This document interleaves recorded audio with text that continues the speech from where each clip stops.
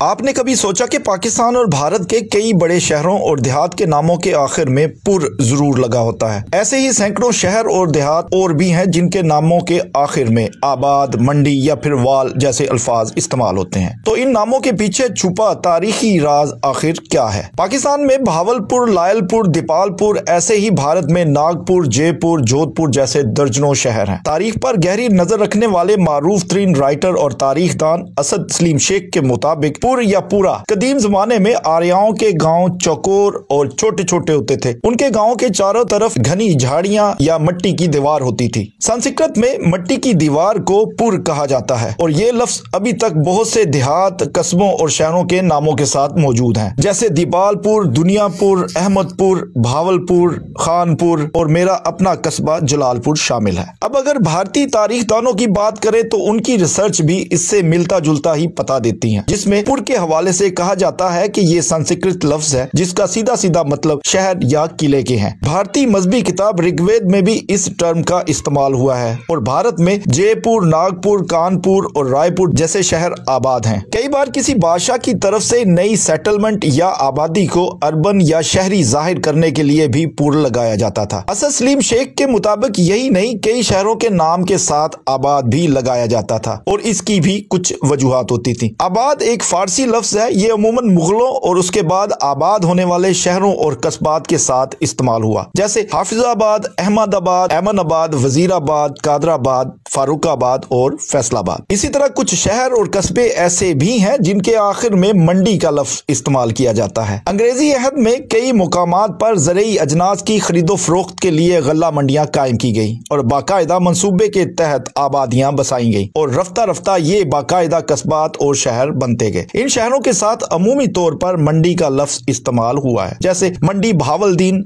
नारंग मंडी, मंडी सादकाबाद, गग्गू मंडी, मांगा मंडी, सूखे की मंडी और काले की मंडी शामिल है। ऐसे कुछ शहरों और कस्बों के नामों के साथ वाल, वाला या वाली का लफ्ज आता है, जैसे चकवाल, शादीवाल, मंगोवाल, नारोवाल, जफरवाल, गुजरावाला, फेरोजवाला और मियांवाली, कबीरवाला और बुरेवाला शामिल है। इसी तरह कुछ देहातों और शहरों के नामों के साथ पिंड या पिंडी लगाया जाता है। ये पंजाबी जबान का लफ्ज है और इसका मतलब आबादी के हैं। ऐसे शहरों में रावलपिंडी, पिंड दादन खान और पिंडी भटियां शामिल हैं। ऐसे ही गढ़ या गढ़ी, जहां किला हो या शहर के गिर्द फसील हो, उसको गढ़ या गढ़ी कहा जाता है, जैसे शकरगढ़, गढ़ महाराजा, मुजफ्फरगढ़, सरदारगढ़ और शेरगढ़ शामिल है। ऐसे ही कोट, कोटली या कोटला, ये अल्फाज भी किला या फसीले शहर के तौर पर इस्तेमाल होते हैं। इन नामों वाले शहरों और कस्बात में सियालकोट, शाहकोट, डचकोट, शोरकोट, कलोरकोट, महमूद कोट और कोट मोमन, बहुत सारे ऐसे शामिल हैं। इसी तरह नगर ऐसा लफ्ज है जो हिंदुस्तान के कदीम बादशाह राजा बकरमाजीत के जमाने में शहर को नगर कहा जाता था। इस नाम के मौजूदा शहरों में भावल नगर और चनाब नगर शामिल हैं।